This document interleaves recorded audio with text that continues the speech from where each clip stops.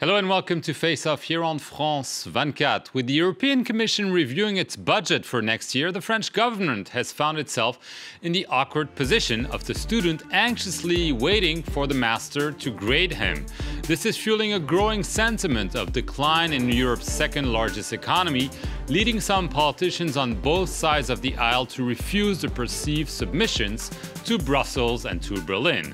Also this week, the tragic death of a protester in violent clashes with the police on the site of a dam project has ignited a vicious feud between the ruling socialist and its former government partner, the Green Party. With me on the set today, Jean-Marc Gonin with Le Figaro magazine and Philip Turle with Radio France Internationale.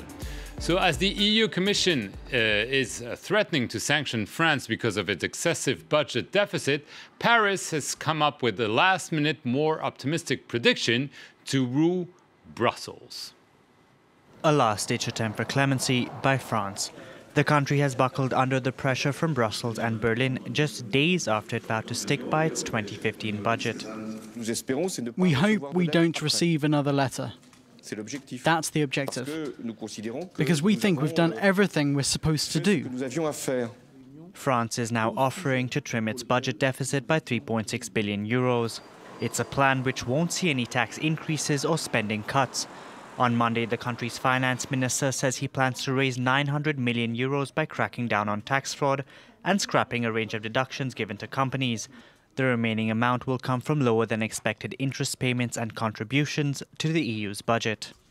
France is presenting clarifications and details that will allow us to stay on track using the flexibility that is necessary in the current economic situation. The latest proposal will not see the French budget fall below the EU's 3% deficit target. Authorities in the country fear more belt tightening could hamper France's limp recovery. Jean-Marc Gonin, all this scrutiny from Brussels, the back and forth, we send you a letter, we send you back a letter, regardless of the verdict, is perceived by some as pretty much of a humiliation for France, a proud, powerful country, economy that's now obliged to say yes to Brussels, even when Brussels is asking for more. It pretty much looked like a humiliation in the sense that President Hollande last week said clearly that there was he couldn't go further. The 21 billion cuts in the budgets were the maximum he could allow regarding the situation, the economic situation, the growth situation, the unemployment situation.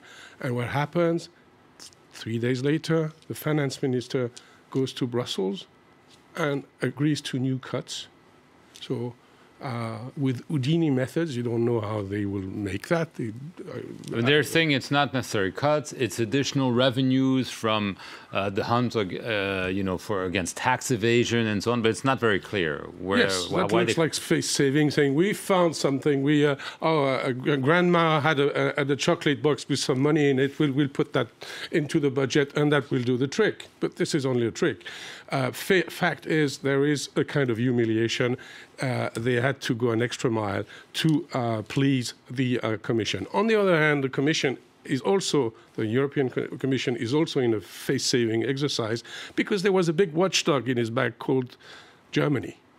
And if France wouldn't have done a simple sacrifice to show that it was ready to do a bit more, Germany would have barked at the Commission. So it's face-saving for both sides, but the main humiliation is for Paris. I mean, France is not the only country. Italy, for instance, also had the same position. You know, the EU Commission asking for more efforts because, let's remind our viewers, there's this sacrosanct, or some people deem it like this, 3% budget deficit limit of your GDP that France is not going to respect, despite pledging several times to do so. Well, there are two things. First of all, to back up what Jean-Marc said, I've been reading French newspapers this week, and one paper almost quipped that President Hollande must have gone and seen the new Woody Allen film called Magic in the Moonlight, because he suddenly turned into the world's greatest magician. Since saying there was no money on Friday, he suddenly found 3.6 billion euros over the weekend, which is no mean feat. That's the first thing. Second thing is that you're quite right. France isn't the only country in the European Union that has to draw the line at 3% deficit of GDP, which basically means that there is a target, it has to be met, and they are under pressure from Brussels to do that. Now, I think it has to be made clear that France may be feeling humiliated, like other European countries may also be feeling humiliated, but they did vote in favour of taking part in this system, becoming part of the European Union, obliged to stick to European Union rules. And one of the rules that they voted in favour of originally was reaching 3% deficit of GDP. So if they're not meeting the target, it's more a humiliation for themselves of not being able to control their own budgets, to be able to sort out their own problems, to be able to create growth and increase public spending, bring down unemployment.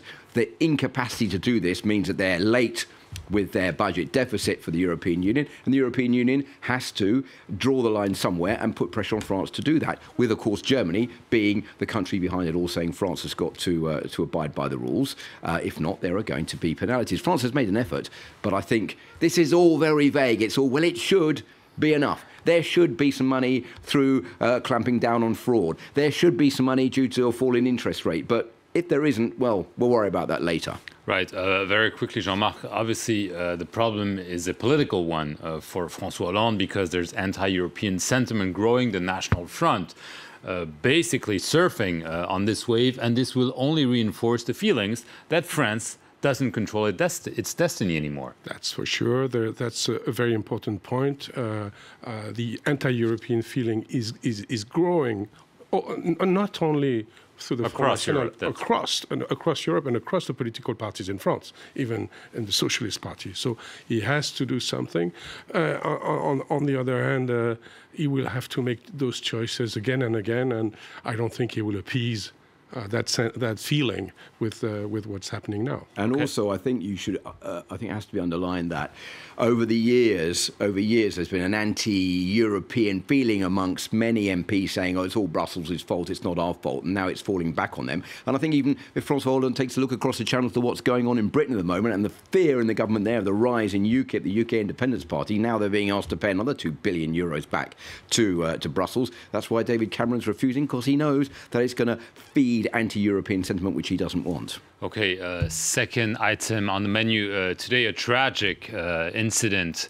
Over the weekend, a 21-year-old biology student by the name of Rémi Fraisse died on Saturday near Sevin, a dam project in southwestern France. The circumstances of his death are not fully clear as we speak. But one thing is clear, the political controversy is out in the open. Green Party leaders have accused the government of fanning the flames by sending police troops on the grounds of the protest. One of its leaders, Cécile Duflot, said the tragic death would be, I quote, an indelible stain on the action of this government. A Green MEP, member of the European Parliament, José Bové, directly blamed the government for the death, stating, I quote him, "It's evident that the Interior Minister is responsible for the death." This prompted a coordinated reaction from the government, the Interior Minister, the Prime Minister, even the President himself. Let's take a listen to François Hollande. When the tragedy happens, and regardless of the reasons behind the protests, a dam, we need to show responsibility, all of us. Jean-Marc Gonin, a tragic incident turns into a nasty political battle. What does that mean? First of all, our government has been very slow to react. 2 days without a word, with a young guy dying in a demonstration. That is, in a democracy, unacceptable. Government has been too slow to react. Even if they needed more facts, they at least could have said something immediately. That has not been done. Second, when you see the president speaking, the setting, etc., I mean, this is unprofessional. So, first of all, blame is on government, on President Hollande. They have been too slow. The second thing is, now they become targets, especially the Minister of the Interior and the Prime Minister, because in the eyes of the left, in the eyes of the Greens, they are hardliners.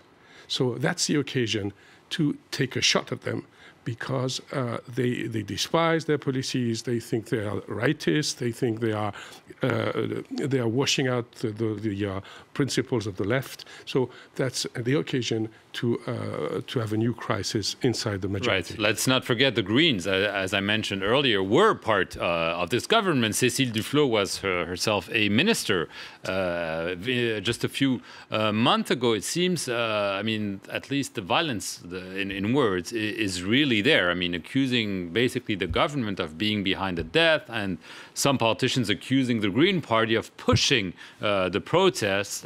So it's pretty violent. Well, I don't want to be cynical, but I think that any occasion to try to whip up the flames to make a name for oneself and to be talked about is good for a politician. And I think that Cécile Duflot has used this as a means to get back at the government, the one that she was part of, the one that she left, because she's trying to build up support for herself to become a candidate for the next presidential election, doesn't want to be in the government where she feels she might be dragged downwards by an unpopular government at the moment. So she's taking, obviously, the stance that it's all the government's fault. They shouldn't be firing on these demonstrators. But it's very complicated. It's much more complicated than that. We're in a situation where there is a project to build a dam which is supposed to irrigate local farmland. There's been a report, an investigation into this project to find out whether it's viable or not, which is not very favourable for the government. What the government needs to do now... Sorry, but it's not the government project. It's a local authority. It's a local authority project, but it's not. It says it's been mismanaged. The whole But someone died, Philip. Someone died. And I think that the first thing to do, as Jean-Marc said, is to express regret for the death of this person. No one can not do that. No one can not, I think, be sad by what happened, which is inexcusable. Then the project needs to be looked at in detail, because there are unhappy people about it, to find out what's right and what's wrong. And then a decision needs to be made. And it comes back to the government, to the Ecology Minister, Ségolène Royal, to make that decision. I think that Jean-Marc is right. The government's been too slow to react. And when you're slow to react, when there is the death of someone, it's obviously going to backfire on you, and it's going to open up all the doors for criticism. Okay, we have to leave it there. We'll continue to follow this tragic story here on France 24. And we'll see you next week here for another edition of Face Off on France 24.